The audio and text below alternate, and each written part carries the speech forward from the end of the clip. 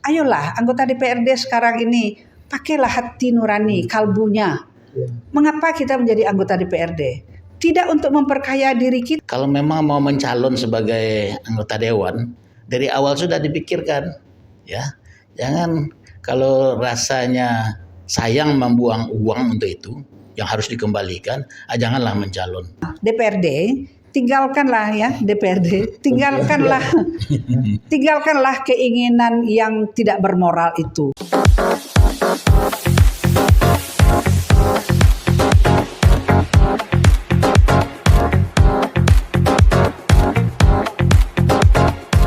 Bismillahirrahmanirrahim. Assalamualaikum warahmatullahi wabarakatuh. Selamat siang dan sampai berjumpa kembali kita di alinianews.com, sebuah channel baru podcast di Sumatera Barat.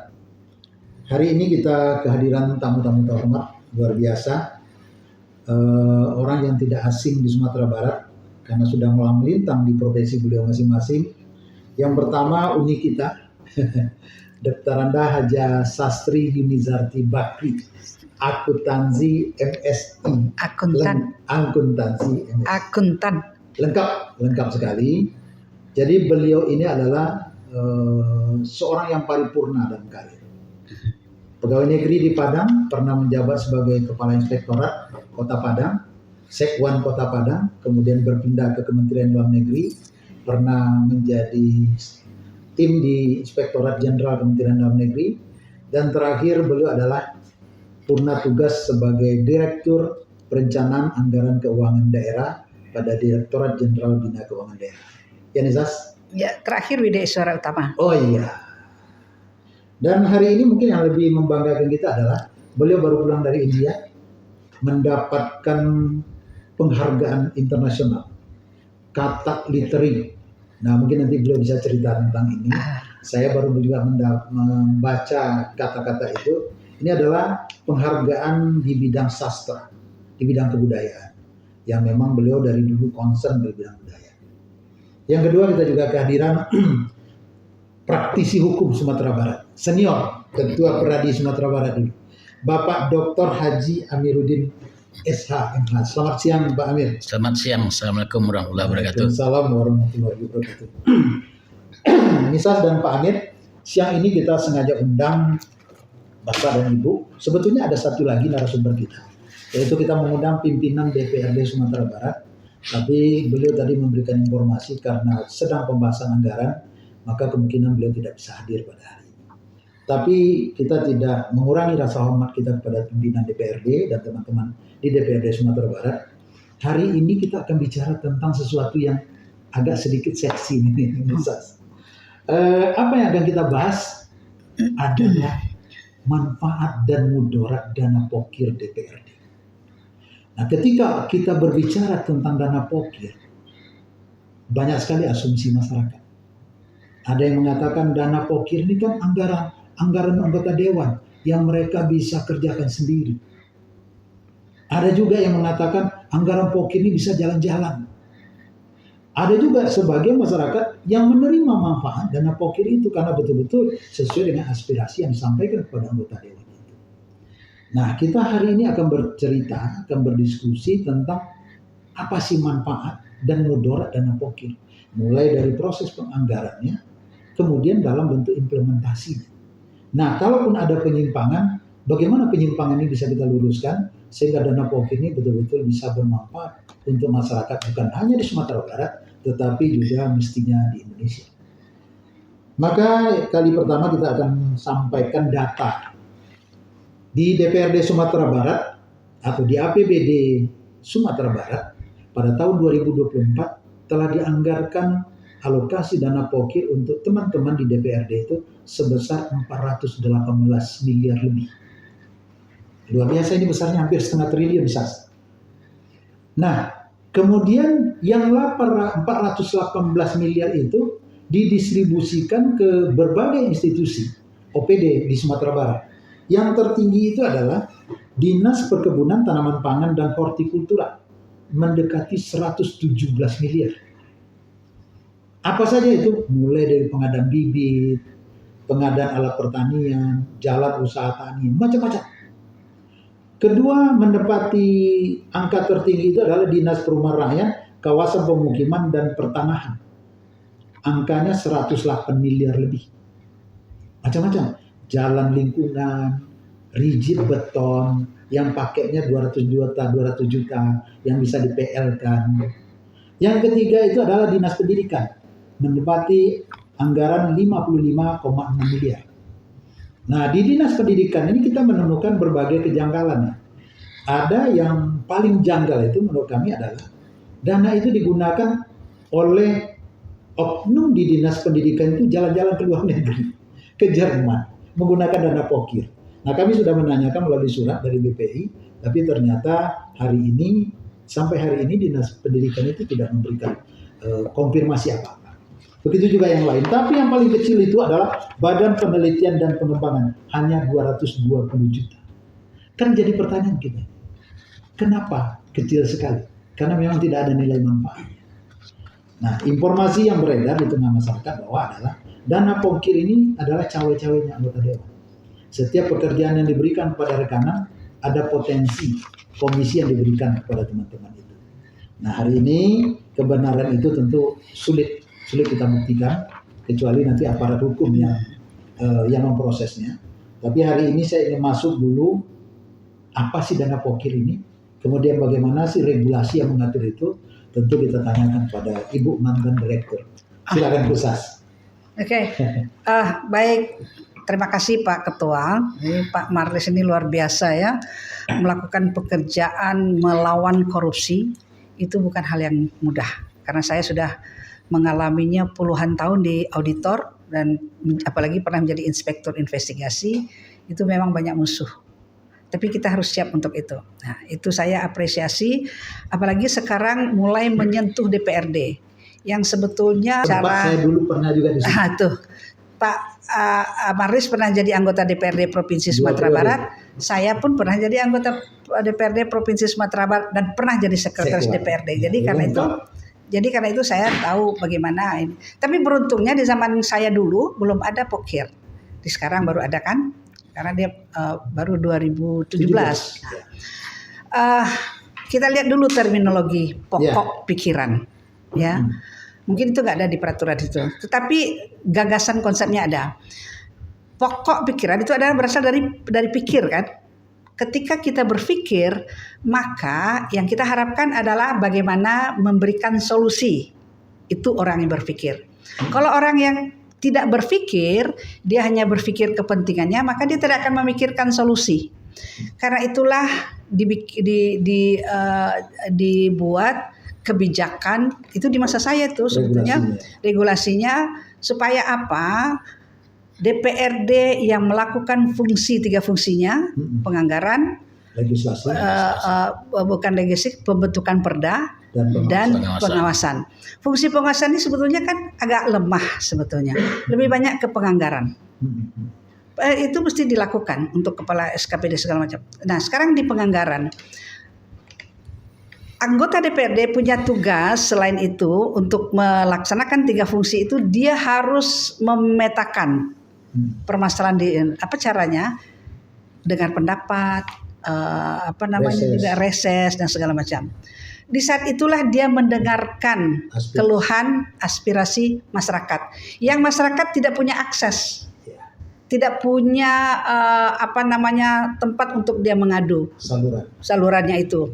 Itulah kita akomodir lewat Permendagri nomor saya lupa 87 ya 78 yang supaya dia menjadi penyalur, karena anggota DPRD tugasnya bicara dalam fungsi pengawasan itu sebetulnya. Jadi karena itu pokok pikiran menjadi sangat penting dalam rangka menyuarakan kebutuhan masyarakat berdasarkan apa? Pertama, skala prioritas. Yang kedua, cocok dengan RPJP, RPJMD, RKPD, Renstra, visi dan misi. Itu juga. Tapi apakah anggota DPRD memahami soal Renstra, soal RKPD, soal KUA, PPS dan segala macamnya itu. Itu dulu. Nah, kalau misalnya kalau itu sudah paham tugas pokok dan fungsi, kemudian daya juangnya terhadap konstituennya, apa yang harus dia ajukan, dia paham juga undang-undang tentang pemerintahan daerah, maka pasti dia akan memperjuangkan mana yang kebutuhan prioritas, kebutuhan pokok, kebutuhan wajib maupun kebutuhan pilihan. Sekarang jadi masalah itu kebanyakan adalah kebutuhan pilihan, bukan kebutuhan pokok. Kebutuhan pokok wajib apa misalnya pendidikan, kesehatan, infrastruktur dan keamanan, gitulah kira-kira. Tetapi yang muncul ini saya cerita pengalaman saya saja waktu menjadi direktur itu, saya menyelesaikan persoalan gubernur karena tugas saya kan mengevaluasi APBD. Persoalan gubernur dengan ketua DPRD. Yang satu ingin memasukkan pokirnya tapi sifatnya tidak berkaitan dengan prioritas program. RPJMD lah. Dosa RPJMD, RKPD, di KUA PPS-nya misalnya seperti itu, skala prioritasnya. Jadi dia cenderungnya memberikan bantuan kepada konstituennya. Apa bantuan ke konstituennya? Baju kaos, jilbab, apa segala macam. Kalau dalam terminologi pokir itu dibuka diimplementasikan dalam bentuk pengadaan barang dan jasa, itu kan bisa sah saja. Tetapi skala prioritas, jadi pemimpin itu sebetulnya gak berat kerjanya. Kerjanya hanya menetapkan skala prioritas, itu pemimpin. Kemampuan manajerial, leadership, kemudian menetapkan skala prioritas. Kalau dia tidak bisa menetapkan skala prioritas, itulah menjadi bermasalah. Nah, sekarang selain tidak bisa menetapkan skala prioritas yang akan dia perjuangkan, kan itu banyak nih.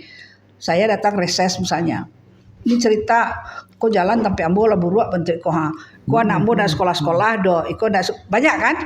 Sementara dia punya jatah tidak banyak. Karena itulah dia harus skala prioritas itu, di mana dia kumpulkan mulai dari proses penyusunan anggaran itu. Proses penyusunan anggaran itu dimulai dari musrenbang kelurahan.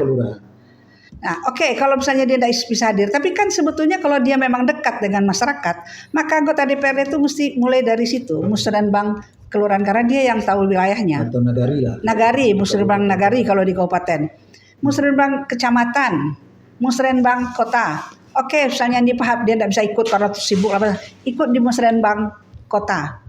Disitulah nanti baru dimasukkan ke dalam sistem yang ada. Jadi sebetulnya tidak gampang juga. Karena jadi ketika saya potong sedikit.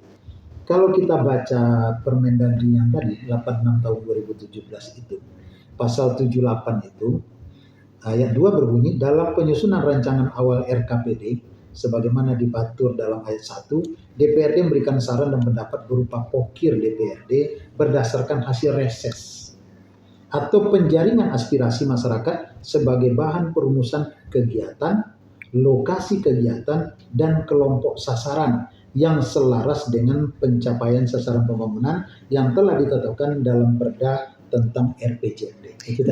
Itu yang saya katakan. Berarti kata kuncinya reses. Bukan hanya reses di situ. Atau penjaringan aspirasi. Penjaringan. Dia datang ke DPRD apa segitu bisa. Tadi kan saya sudah sampaikan. Ya kan di dapilnya berarti. Iya, di dapilnya. Kan anggota DPRD rakyat kan boleh datang ke DPRD, dia mengadukan apanya pun boleh.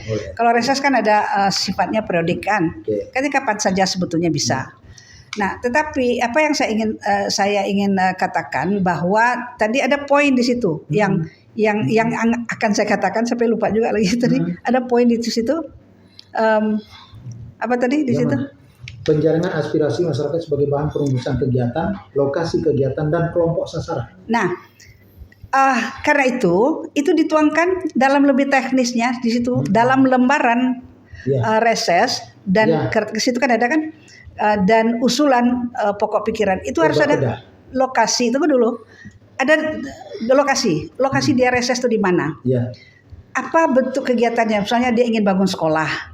Sekolahnya di mana? Di Pasir Jambak. ya kan? Kemudian berapa kira-kira Kelompok sasaran. orang yang sudah membutuhkan. Jadi semuanya kalau wartawan kan 5W 1H. Ya. Kalau kita tambahkan 5W 2H. 5W 2H itu apa? Karena kan punya anggota DPD kan punya tenaga ahli tuh. Kira-kira berapa yang dia butuhkan? Jadi H yang kedua itu adalah how much.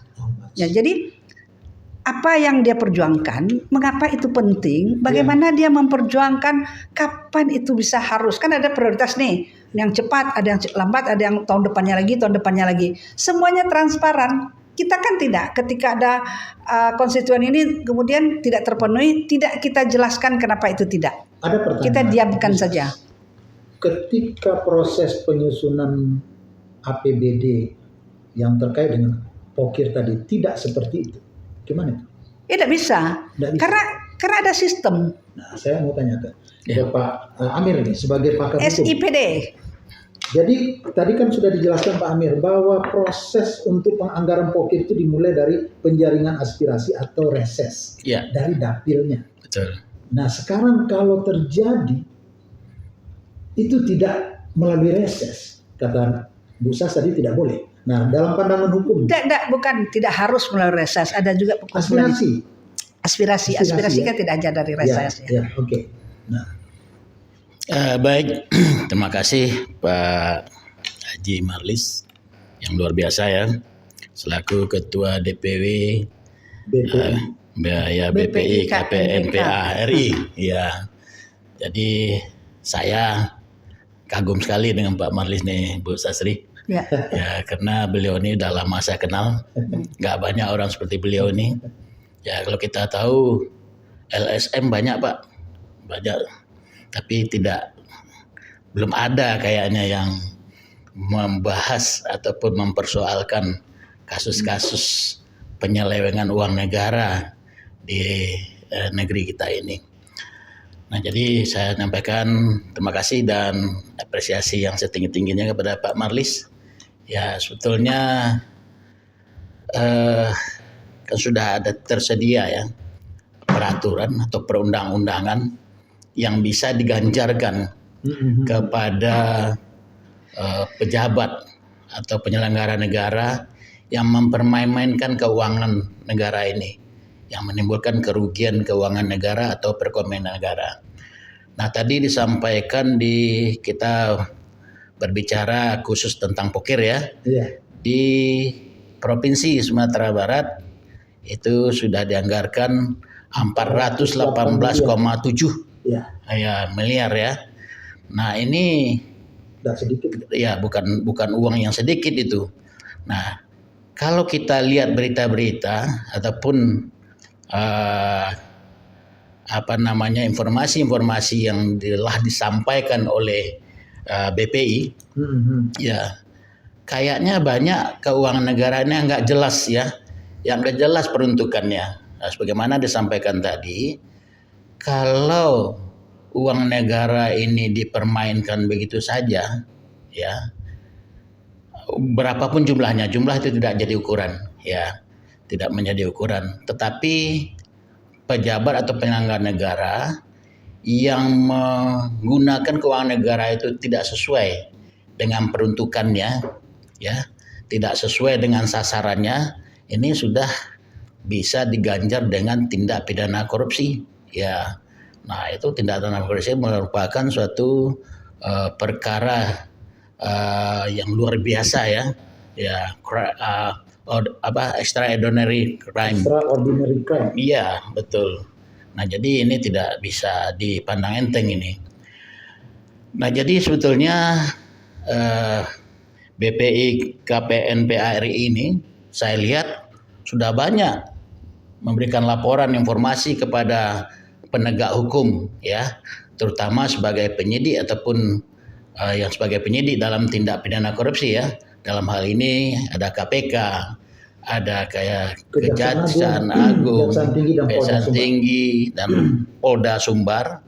Nah, namun saya lihat ya masih slow gitu ya. Padahal ini yang disampaikan ini informasi yang diberikan oleh KPI ini saya lihat luar biasa pembuktiannya. Nah, jadi rasanya kita harus mendesak ya penegak hukum, terutama yang sebagai penyidik dalam tindak pidana khusus dalam tindak pidana korupsi ini, kita desak terus supaya mereka sebagai salah satu caturwangsa penegak hukum, sebagai salah satu pilar penegak hukum, bersama-sama dengan penegak hukum lainnya dalam hal ini kejaksaan, pengadilan dan advokat ya. Jadi advokat tidak semena-mena nanti hanya membela ya, maju tak gentar membela yang bayar kan gitu ya. Nah, jadi advokat juga harus menegakkan keadilan dan kebenaran dalam hal ini. Nah, jadi Pak Marlis ya sebaiknya inilah tugas kita, bagaimana kita mendesak ya penegak hukum yang berkiprah untuk melakukan penyelidikan dan penyidikan tentang kasus-kasus Fokir ini, karena ini kita lihat juga ada juga kemarin ini di Pariaman ya, itu ada klaim dari salah seorang anggota dewan yang menyatakan uang Fokirnya hilang begitu saja 1 miliar. Nah, ini kemana raupnya nih? Nah, ini di mana rimbanya nih? Nah, ini kok dibiarkan ya? Jadi kalau pembiaran itu juga bisa ditindak, ya terus serta melakukan tindak pidana. Nah, jadi seperti kita tahu bahwa tindak pidana korupsi ini itu ganjarannya bukan luar biasa, Pak. Malah hukuman mati. Ya kalau hukuman mati ya, kalau untuk Fokir tidak. Hukuman mati itu khusus untuk apa namanya? Tapi nggak boleh lagi hukuman mati, Pak. Iya. Ya, untuk yang menyelewengkan keuangan negara yang menyangkut bencana, Pak. Masih bisa, iya. Itu bagian iya, seperti Aceh misalnya terjadi tsunami. Nah, itu sumbangan teman-teman diselewengkan. Itu hukuman mati, Pak, ancamannya ya. Ya. Nah, seperti tidaknya minimal 4 tahun dan maksimalnya 20 tahun, Pak. Bisa juga seumur hidup kan gitu. Nah, jadi aparat pejabat ini tidak boleh memandang enteng itu, berat sekali ancaman hukumannya. Nah, itu menurut saya. Jadi kiranya yang sudah terjadi ini ya ini segera ditelusuri dan dibenarkan kembali, ditata kembali. Nah, kalau ada kerugian negara, kembalikan secepat-cepatnya supaya jangan masuk ke rangkeng nanti para pejabat ini. Nah, karena walaupun di dalam pasal 4 tindak pidana korupsi itu pengembalian uang negara itu tidak menghilangkan tindak pidana, tetapi bisa dipakai untuk mengurangi hukuman bagi majelis hakim di pengadilan, setidaknya seperti itu. Nah, ke depan, tentu kita harapkan para pejabat ataupun penyelenggara negara ini janganlah bermain-main dengan keuangan negara ini. Demikian, Pak. Terima kasih, Pak Amir. Kita kembali ke Bu Sas. Kita tadi kan penganggaran Bu Sas. Ya. Proses penganggaran dana Fokir itu sudah diatur oleh Permendagri 86/2017. Tadi pasal 28 mengatakan mereses atau aspirasi, penjaringan aspirasi. Sekarang kita masuk ke implementasi, Sas. Kita tidak bicara hanya DPRD Provinsi Sumatera Barat nih, tetapi seluruh DPRD di Indonesia. Nah, kalau kita kembali buka dana Fokir DPRD Sumatera Barat tahun 2024, kami menemukan data-data yang kurang lebih seperti ini. Ada satu kegiatan di satu kabupaten dibiayai oleh dana Fokir teman-teman itu, walaupun teman itu tidak berada di dapil itu. Karena diminta untuk dianggarkan ke situ. Yang kedua, banyak sekali karena mungkin kemarin itu kita zamannya pileg, sehingga teman-teman itu mengalokasikan studi tiru namanya.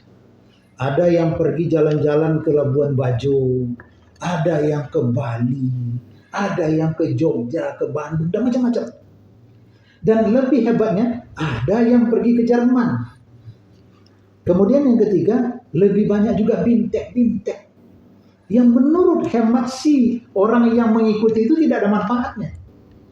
Dan yang berikutnya adalah ada yang alik nagari lah katanya. Kemudian ada pengadaan videotron, ada festival-festival, dan yang paling hebohnya adalah paket-paket pekerjaan yang dibuat 200 juta supaya bisa di-PL-kan dan kemudian bisa nutip komisi. termasuk juga pengadaan barang. Nah, sekarang pandangan Bu Sas ini sebagai Oke. orang yang Baik. memahami. Baik, pertama memang POKIR itu implementasinya adalah pengadaan barang dan jasa. Ya, Apa pengadaannya? Misalnya pengadaan kebutuhan masyarakat ya, kebutuhan masyarakat, ya. Jalan. konstruksi jalan, Ya. gedung, apa Alat segala pertanian, macam, dan- alat pertanian, alat peternakan segala macam itu dimungkinkan. Maka saya katakan tadi kuncinya adalah apa yang ada dalam KUA PPS, kebijakan yang sudah kita sepakati, kemudian skala prioritas itu sebetulnya kuncinya. Kalau itu kuncinya tidak ada, Kalau tidak masuk ke tidak ada di situ, bisa dimungkinkan ada kausalitasnya. Di Undang-Undang 32 tahun 2004 Azas Umum Pemerintahan yang Baik, semuanya walaupun tidak ada dalam anggaran, tetapi karena kondisi yang luar biasa, prioritas juga, maka kita bisa tanpa persetujuan DPRD kita bisa mengeksekusinya, gitu loh. Misalnya bencana atau apa ada peristiwa-peristiwa yang menyangkut hajat hidup orang banyak, itu dimungkinkan. Prinsip pengelolaan keuangan itu sebetulnya bukan based Nah, on kalau kembali rules. ke sini tadi yang Dan saya nanti sampaikan. dulu, bukan based on rules, tapi based on principle. Nah, karena itu bukan berdasarkan prosedur peraturan saja, tetapi esensi prinsipnya. Sekarang pertanyaannya, apakah prinsipnya itu bermanfaat bagi masyarakat? Tidak, kan gitu. Kita kan tidak melihat peraturan Kalau itu hitam jalan-jalan putih, tetapi bermanfaat untuk orang yang pergi, bisa. nggak mungkin. Kita kan bermanfaatnya untuk masyarakat banyak, itu dia. itu kuncinya. Makanya apapun yang kita belikan, konstituen kita tuh bukan yang kita rawat. Kan itu konstituen tuh yang kita rawat suaranya terus-menerus, maka kita beri dia kesenangan. Itu konsumtif namanya. Sudah sangat clear tadi saya sebutkan di awal. Prinsipnya adalah skala prioritas. Dan kebutuhan pokok, kebutuhan dasar, kebutuhan wajib. Bukan kebutuhan pilihan, itu pilihan. Kalau dalam konteks pengadaan dan barang dan jasa tentu memungkinkan. Tetapi ada roh prinsipal, esensial, dan moral di situ, etik. Itu yang sebetulnya yang kita kurang memperhatikan karena mereka berlindung di balik peraturan itu semuanya. Kalau auditornya tidak cerdas ataupun jaksanya, mohon maaf Pak, Pak Kejaksaan atau kepolisian tidak cerdas, tidak menggali lebih jauh, maka dia bisa akan melihat sepanjang buktinya ada. Kalau dalam birokrat itu pemerintahan SPJ-nya do. Misalnya nih, BIMTEK itu tadi, foto-foto BIMTEK ada, daftar hadir ada, tanda tangan terima uang ada, segala macam ada. Tapi substansinya ada enggak? Itu yang kita kurang. Padahal kita sudah tahu indikator kinerja. Input bukan hanya soal dana, orang, kemudian proses kerja itu semacam, kan proses kerja. Output kita hanya sampai di sini. Output saja, SPJ-nya kode. Karena auditor pun berpikirnya based on rules, bukan based on principle. Ada satu tadi ini. Itu dulu ini indikator ya, ini indikator kinerja. Itu yang sebetulnya harus dikejar dalam fungsi pengasuhan DPRD. Cuma kadang-kadang kan tidak sampai ke aparat hukum. Oleh BPK pun tidak ditemukan karena BPK sifatnya kan sampling. Nah, ini persoalan juga ini. Lolos saja terus, tidak ada temuan. Ya, karena kita tidak berdasarkan kepada hal-hal yang prinsip. Siapa yang bisa jadi gini, dalam proses penyusunan anggaran itu di SKPD diberikan kepada TAPD. Nah, biasa TAPD akan verifikasi. Dengan anggota dewan. Nah, karena itulah awal tadi saya katakan tidak melaksanakan sesuai tugas pokok dan fungsinya. Anggota DPRD tidak mengerti tugasnya. Saya mohon maaf, saya berani katakan banyak anggota DPRD itu tidak paham dengan tugasnya. Ya, TAPD pun seperti itu. Ya. Nah, padahal setelah itu setelah lewat TAPD masuk ke ini kan sebelum sampai kepada DPRD itu direview. Siapa yang mereview? Auditor, inspektorat. Ya. Mereview anggaran yang akan diusulkan. Setelah itu baru dievaluasi oleh anggota DPRD bersama-sama itu. Jadi ada tahapannya. Karena tahapan itu tidak melaksanakan fungsinya, maka dia lolos saja. Kenapa anggota DPRD kan Pak Marlis Berahina, saya menjadi sekretaris DPRD selalu itu pengusulan anggaran sampai ke DPRD itu lambat, sehingga pada akhirnya tidak ada ruang untuk membahas mengkaji betul. lebih dalam, gitu. Nah, makanya itu Nisa. kalau kita lihat dalam proses penyusunan maupun pelaksanaan APBD itu ada waktunya. Kapan KUA PPS, Ya, kapan RAPD, kapan RAPBD disahkan kan ada. Betul. Itu. Balik ke sini nih Sas. Saya umpama anggota DPRD berasal dari Dapil Kota Padang, umpama ya. Tetapi saya diminta mengalokasikan pokir saya itu di Kabupaten Solo. Ya, kembali lagi ya. Secara aturan saya belum menemukan itu tidak boleh Ya. secara aturan. Itu dimungkinkan. Cuman harus dilihat apakah yang di Solo itu Dunsana laki kawan Bukan, PT-nya. tidak ada hubungannya dengan saya. Karena kepentingan partai. Ya, arti kan ada Dunsana kawan katir kepada termasuk partai lah itu. Tidak ada itu. Tidak ada. Nah, sekarang gini, kalau dia di Padang, kenapa dia sampai ke situ? Kan harus dipertanyakan. Itu yang namanya analisis. Itu dia kenapa bisa lolos Res- seperti ini. Nah, itu Dia ya. kan bantuan keuangan khusus ya. Iya, kalau misalnya jadi gini, kan anggota DPRD itu kan punya wilayahnya masing-masing. Ya. Sekarang kita lihat tiba-tiba yang mestinya dia bangun untuk Padang, dia bangun kok ini. Apakah itu pengadaan barang dan jasa atau bantuan hibah segala macam? Terserah. Tetapi harus dikaji, dievaluasi, dipetakan juga resiko-resikonya. Apakah itu memang kalau dia bantu memang karena misalnya kok dana Pukirambo 1 miliar tapi di Sikoko memang banyak orang miskin busuk lapar apalagi segala macam. Oke, dipindahkan ke situ.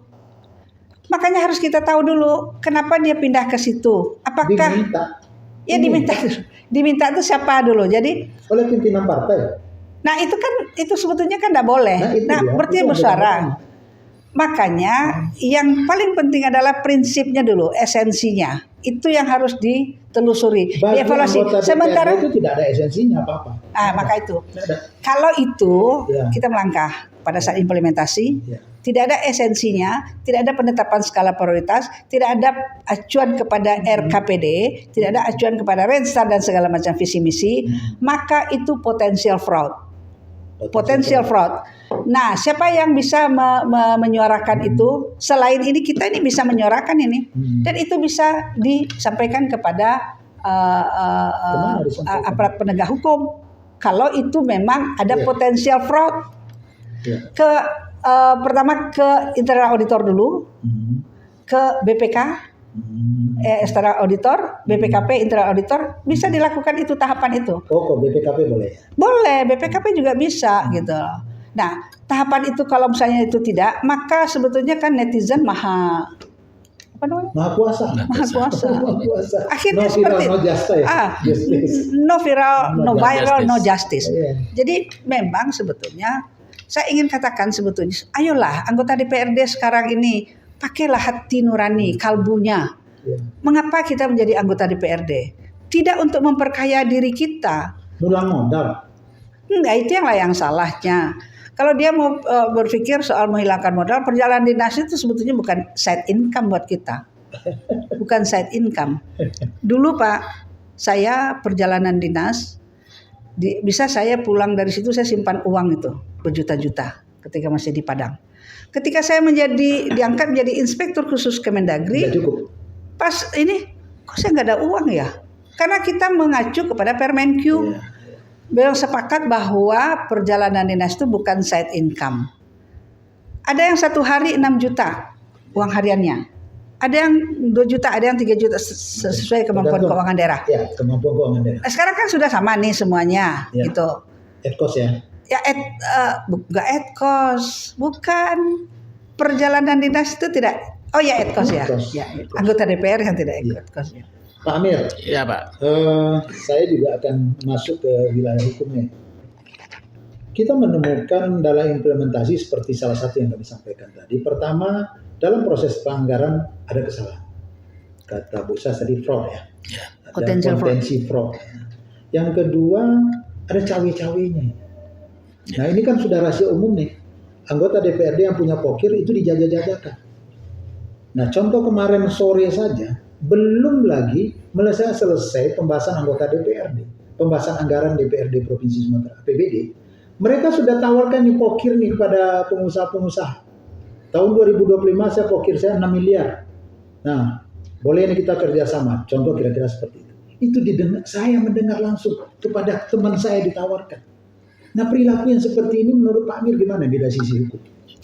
Ya sebetulnya apa yang kita dengar tadi, cerita tadi sebetulnya ini sangat gampang pembuktiannya. Gampang. Yang jelas kalau kita merujuk pasal 79 tadi ya, 78 ya. 78. Ya 78 itu kan Permen harus 86. berarti apa yang dilakukan oleh anggota dewan ini tadi ada round-round ke Jerman, jalan-jalan. Nah, itu kan tidak sesuai dengan peruntukannya. Nah, kalau tidak sesuai dengan peruntukannya, jelas ini merugikan keuangan negara. Nah, kalau merugikan keuangan negara ini sudah masuk ranah tindak pidana korupsi. Nah, kita lihat. Nah, cuma kadang-kadang kan gini Pak Amir, ketika tidak ada dalam LHP BPK itu dianggap tidak merugikan keuangan negara. Ya itu persoalan kan? Itu sebetulnya itu kan tugas dari tugas dari penegak hukum ya, harus melakukan law enforcement ya, harus menegakkan Kalau hukum. tidak ada laporan kan kadang-kadang polisi, jaksa juga nggak mau dia. Ya tetapi kan ini udah ada laporan ini. Yang Pak Marlis bikin belum ada laporan. Ini kan masih berjalan nih. Ya. Masih berjalan. Ya. Itu ikatannya hanya moral sama Ya. etik itu. Tapi memang kita sudah bersepakat kita akan periksa ini. Ya. Kalau di tahun 2024 yang kelakuan-kelakuan seperti ini Ya. masih dalam penyelesaian nanti kita temukan, ya mohon maaf kita mungkin akan laporkan. Ya. Dan kita sudah koordinasi dengan BPKP seperti kata Bu Sas tadi, kita bisa minta bantuan ke BPKP untuk meriksa. Ya. Karena kalau BPK dia hanya kan sampling ya, itu persoalan. Ya. Terus Jadi begini, sebetulnya BPK Pak, BPKP ini sebenarnya sebagai pelengkap. Tujuan tertentu bisa Ya. dilengkapi. BPKP ini hanya BPK kan nggak bisa kita swasta minta. Iya, Kecuali tapi nanti dilengkapi dengan BPKP. Di dua-duanya Bapak minta supaya ini pembuktian itu bisa lebih terang gitu ya. Nah, jadi sebetulnya kita sebagai warga negara kan sudah coba melaporkan ya, dan memberikan informasi di berbagai media. Nah itu setidaknya harus warning ya. Setidaknya itu kan menjadi bahan bagi penegak hukum untuk melakukan law enforcement. Ya bisa saja mereka melakukan pemanggilan, ya, masukkan dalam ranah penyelidikan dulu, ya. Kemudian apabila mana dilengkapi dengan alat bukti, ya ini kan bisa ditingkatkan menjadi penyidikan. Nah jadi nggak sulit sebetulnya Pak Marlis, nggak sulit sebetulnya kalau memang penegak hukum itu punya kemauan untuk itu. Nah ini saya lihat yang sudah dilaporkan pun didiamkan saja. Kasus kemarin ya. Iya. Nah, sampai hari ini nggak jelas kan? Gimana rimbanya perkara nggak jelas sampai hari ini. Nah jadi ya kita jangan berhenti sampai di sini. Apapun kasus yang menjadi ranah tindak pidana korupsi kita laporkan terus. Nah nanti kan kita bisa melakukan evaluasi ya, berapa kasus yang kita laporkan, berapa perkara yang kita laporkan, berapa yang ditindaklanjuti, berapa yang didiamkan. Ini nanti kan dilaporkan juga kepada pihak yang keatasan mereka sebagai pihak yang berwenang untuk itu. Nah ini nanti ya bisa perkara ini bisa jalan gitu. Tapi kalau tidak ada kemauan dari penegak hukum, nah, katakan polisi sebagai penyidik, jaksa sebagai penyidik, dan KPK, nah ini kan perbuatan tindak pidana korupsi ini berjalan terus nih. Nah itu kan jelas-jelas itu.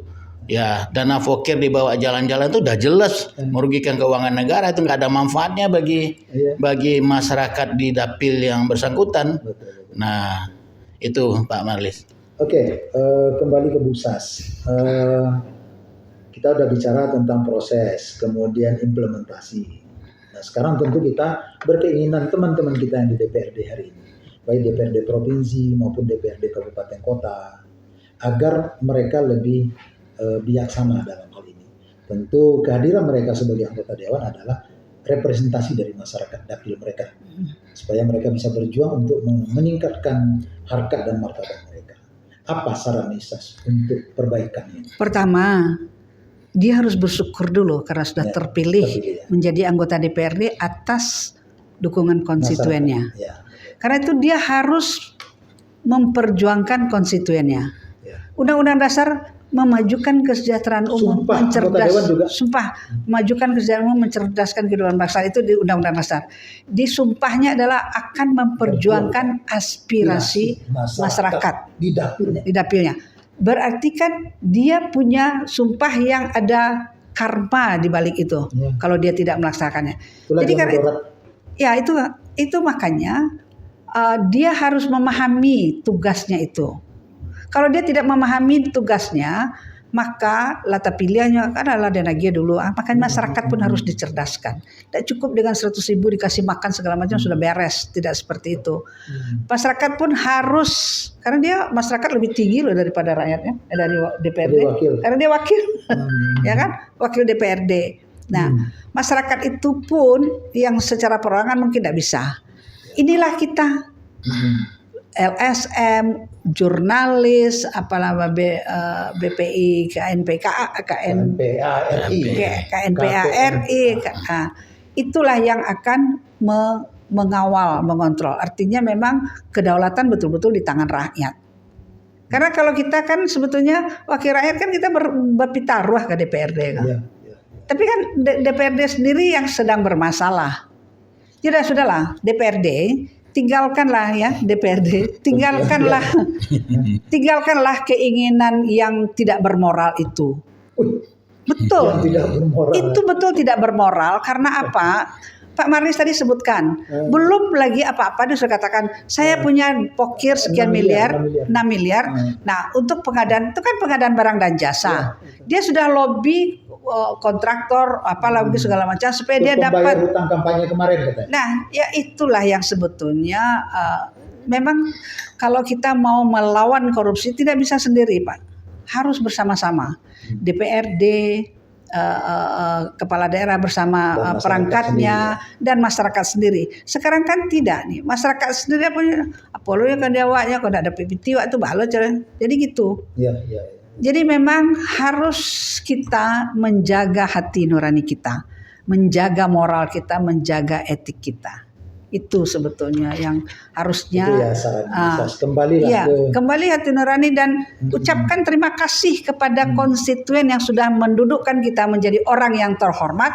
Perjuangkan mereka, bukan perjuangkan diri kita. Kita sudah mendapatkan reward dari apa yang mereka itu kehormatan, kemudian fasilitas, tunjangan jabatan, tunjangan rumah, tunjangan transportasi, tunjangan komunikasi segala macam itu sudah didapatkan gitu loh. Jadi kalau dia sudah berkorban itu tidak perlu dia mengganti itu. Dia sudah dapatkan itu selama 5 tahun ke depan. Persoalannya biaya politik kemarin terlalu besar misalnya. Maka harus dikembalikan dengan cara seperti ini. Itu niatnya itu yang harus diluruskan. Itu kan kalau belum kembali nggak lurus. Itu yang sebetulnya tidak bermoral dia. Jadi niatnya untuk memberi orang mentraktir konstituennya, dia berpikir itu harus kembali ke dia. Padahal itu sudah akan dia dapatkan selama 5 tahun. Kehormatan dia dapatkan, tunjangan ini dapat semua tunjangan itu bisa. Tapi karena kemaruk, itu yang saya katakan tidak bermoral. Karena kemaruk sebetulnya. Karena kayak minum air garam. Diminum dia akan haus terus. Pak Marlis, saya sebagai inspektur khusus, inspektur investigasi itu memeriksa kepala daerah. Saya dikasih uang bukan 10 juta, 100 juta, 200 juta loh Pak. Itu tuh satu koper. Sekali saya terima, maka pasti akan ada 2 kali, pasti ada 3 kali. Akan begitu terus. Itu pada akhirnya akan habis. Tidak akan jadi apa-apa. Saya ingin katakan banyak sekali teman-teman saya yang saya diketahukan karena saya tidak punya apa-apa. Kemudian kawan-kawan saya yang punya rumah, punya ini segala macam, dia sekarang di mana? Itu. Artinya pelajaran dari kehidupan harus kita ambil hikmahnya supaya kita tidak mengulang. Kita kadang-kadang sudah katakan say no to corruption, tapi kita kemudian melakukan itu gitu. Jadi perlawanan yang paling berat itu bukan berlawanan dengan orang-orang, tapi berlawanan dengan Hati diri nurani. kita. Pak Amir, Itu yang paling susah. dari Pak Amir nih Iya. sebagai pakar hukum atau ya yang mengerti tentang hukum pidana, apa kira-kira saran Pak Amir ini pada teman-teman kita ini supaya mereka tidak terjerat dari kasus hukum? Ya baik, saya menyimak apa yang Pak Marlis sampaikan tadi. Pertama ada komisi-komisian Pak ya. Oh itu rahasia umum itu Pak? Iya Amir? ya, Rahasia betul, umum. rahasia umum ya. Nah kalau komisi itu komisi-komisi seperti itu kan sudah masuk ranah Gratifikasi. gratifikasi, Iya. ya. Jadi tidak ada halangan bagi penegak hukum untuk menegakkan kebenaran dan keadilan dalam hal ini.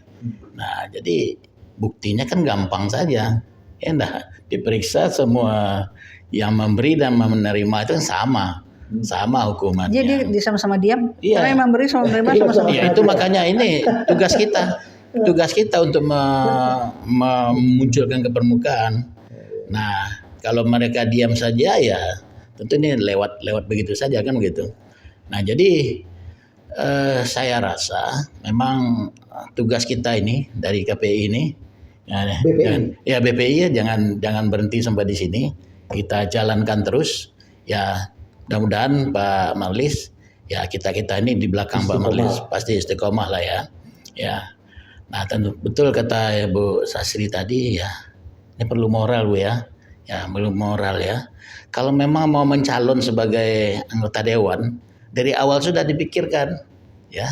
Jangan kalau rasanya sayang membuang uang untuk itu yang harus dikembalikan, janganlah mencalon. Kalau mau maju juga ya, majulah pakai tangan. Iya, majulah dengan tangan kosong. Mudah-mudahan Allah SWT memberikan takdir. Ya, Enggak, sebetulnya kalau dia memang mau berkorban untuk rakyatnya, ya Iya. kasih rakyat belikan apa yang rakyat butuhkan. Iya. Tapi jangan dia berharap akan dikembalikan lagi. Itu Iya. kan enggak benar juga. Jadi kan Belum tentu harapan dari 10 itu ada satu orang itu ya. busa. Ya. Jadi kan harapan tadi kan komisi 10%, 15% kan untuk pengembalian ke apa uang yang sudah dikeluarkan Dirinya itu. sendiri, ya. Nah, jadi itu udah termasuk gratifikasi, Pak. Nggak ada halangan, nggak ada apa yang bisa merintangi untuk disidik perkara ini. Demikian. Ya. Saya satu lagi Silakan, minta Bu. kalau bisa Kapolres, Kejaksaan Tinggi Negeri itu mengeluarkan statement semacam fakta integritas itu bahwa kepada kontraktor kepada itu jangan mau dia diajak-ajak seperti itu. Nggak ada pekerjaan mereka kalau nggak mau. Ini kan masalahnya sudah juga. lingkaran setan ini. Iya, tapi Kontraktor kalau dibawa langsung ke dinas ini. Pak Kadis, pokir saya ini yang ngerjakan.